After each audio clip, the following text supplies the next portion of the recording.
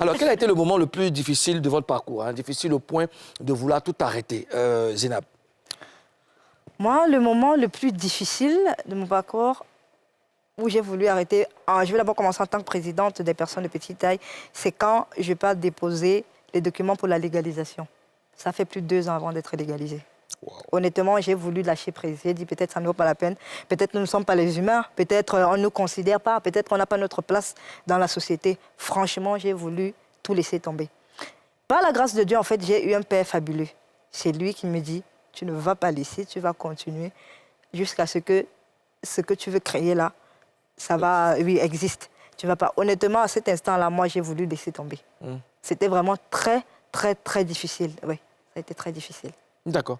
Mimiche? Alors, moi, je n'ai pas eu un moment comme ça dans ma vie. Je ne sais pas si je suis vraiment chanceuse ou bien au fait, c'est la vie.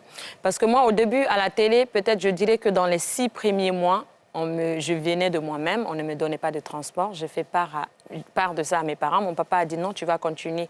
Tout ce dont tu as besoin, moi, je vais te donner, mais après, il faut que tu travailles.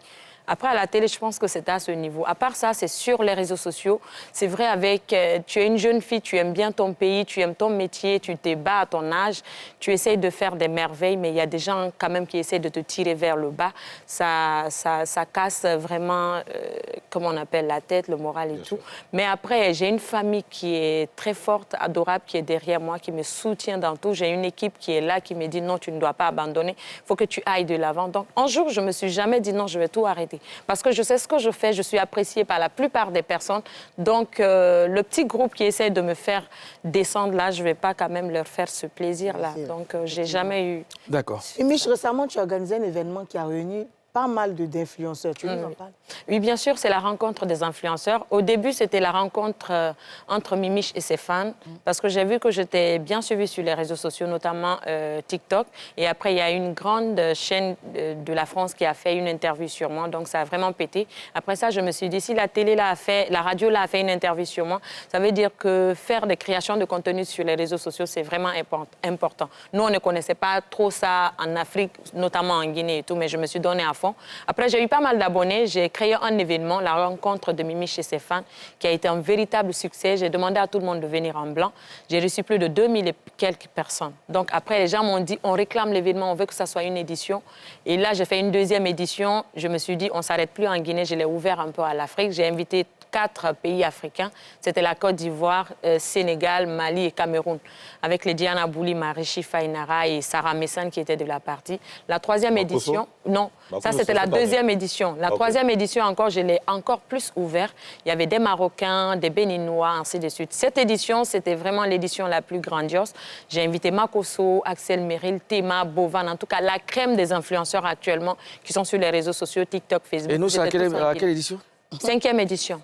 Non, nous, on vient à quelle édition? 5e édition. La 5e édition, oui, c'est l'année prochaine. L'année prochaine. Oui. Pour le moment, j'aimerais demander à Mimiche, comment ça se passe? Tu payes les billets de tous ceux qui viennent ou...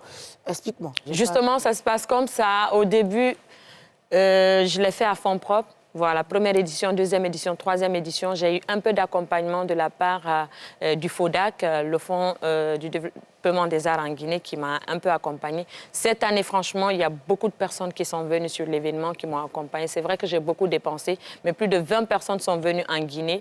Voilà, c'est les billets d'avion, les hôtels aussi. Franchement, on m'aide énormément à ce niveau-là, parce que je suis en partenaire avec un hôtel de la place là-bas, qui m'a beaucoup aidé. Il y a l'hôtel aussi de mon boss qui m'a aidé cette année. Mais les billets d'avion, c'était vraiment sur fonds propres.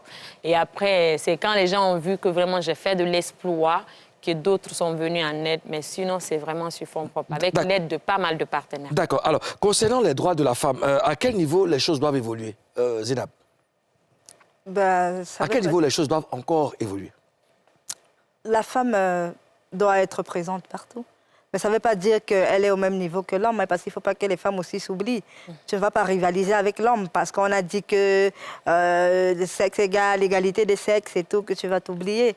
Mais il faut quand même qu'on donne une certaine considération à la femme. À la femme. Ouais. Mimiche? Oui, moi je pense que c'est la même chose. On remarque aujourd'hui, même dans les gouvernements, si c'est 100 personnes, on remarque la présence de 10 femmes. Je pense que même si on n'a pas 50-50, mais il faut qu'on nous donne au moins un nombre qui peut vraiment nous satisfaire. Donc la femme doit avoir une prise de décision dans pas mal de choses aujourd'hui. Si les hommes ils sont à 60, il faut qu'on occupe au moins 30. Donc c'est vrai qu'on ne peut pas être égal, mais il faut qu'on donne cette place de la femme qu'elle mérite. Les femmes, quand elles parlent d'elles... J'ai bien aimé le dernier mot, mérite. Mérite.